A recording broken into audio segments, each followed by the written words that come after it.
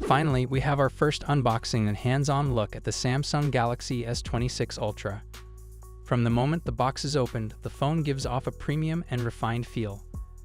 As the lid lifts, the device is placed neatly on top, immediately drawing attention to its clean and minimalist design. The Galaxy S26 Ultra features a flat, boxy frame with sharp edges, staying true to Samsung's Ultra design identity. The color finish appears smooth and matte, softly reflecting light without looking overly glossy, which adds to the overall premium impression. The back panel looks clean and elegant, with a strong focus on simplicity. Moving to the camera section, Samsung's signature vertical camera layout is clearly visible. The lenses are individually placed, giving the phone a bold yet minimal appearance. The camera rings sit slightly raised from the back, creating a professional and serious design language that clearly signals this is an Ultra device. From the sides, the phone looks solid and well built.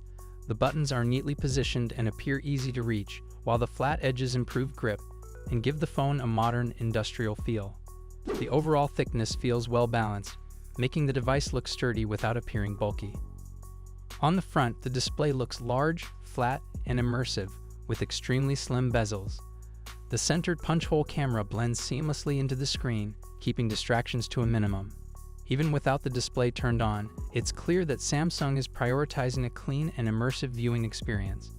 Keeping things simple and minimal, much like recent Samsung flagships, this unboxing reinforces Samsung's focus on premium design rather than unnecessary extras. Overall, this Galaxy S26 Ultra hands-on unboxing gives us a very close look at what Samsung may be preparing. While this unit isn't confirmed to be final or official, the design feels very close to a finished flagship.